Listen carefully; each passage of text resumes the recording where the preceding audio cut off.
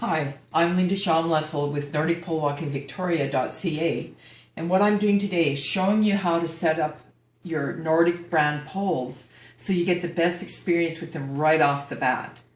So what I'm going to show you now is how to adjust the length of the poles, and it'll really help if you come around here and look over my shoulder, because here's the question, how do you tighten or loosen a screw?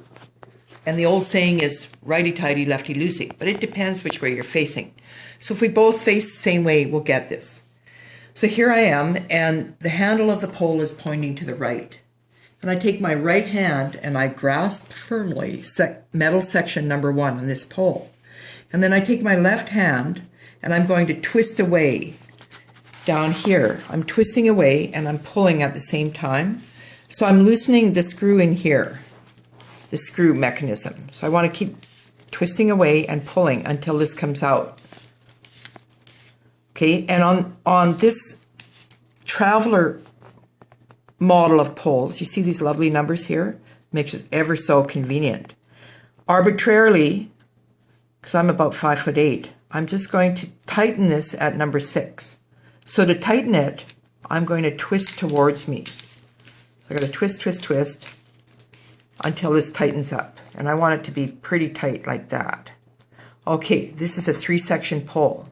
So the next step, I take my right hand and hold metal section number 2 firmly, and I take my left hand and I twist away on this bottom part. I'm twisting away and revealing section number 3. Here it comes out like that. So now the next question is, how long do I make the poles for me? So let's get this out pretty long, and I'm going to show you how to do that now, how to get the approximate height for you. So I'm going to stand up.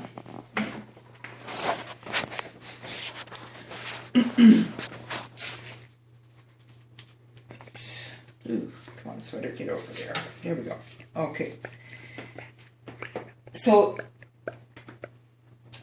all right. This is how to get a theoretical approximate starting height for your pole. And you see the angle of my arm here? This is at right angles, and the pole is pointing straight down to the ground.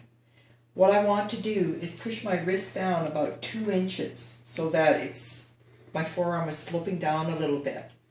And that would be a theoretical good place for me to start. The right length for my pole. So, I could do that. So now I'm going to come back up here, and I'm twisting this towards me to tighten it. And I just notice it's at number 7 for me. That's easy, because if I shorten my poles and I want to lengthen them again, all I have to remember is this one's at 6 and that one's at 7. Okay, we're good to go with the height. As you get more fit and technically better with your poling style, eventually your poles will need to be a little bit longer, and sometimes your body mechanics would demand that the poles are a different length. But you come to me and I'll set that up for you. I had this one client, this one participant, and she was 6'1", and I thought her poles would be really long.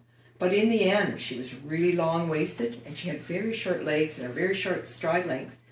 So her poles ended up being really short. You'd think they'd be long for a tall person. But what I've shown you is going to give you a really good start for the length of your poles.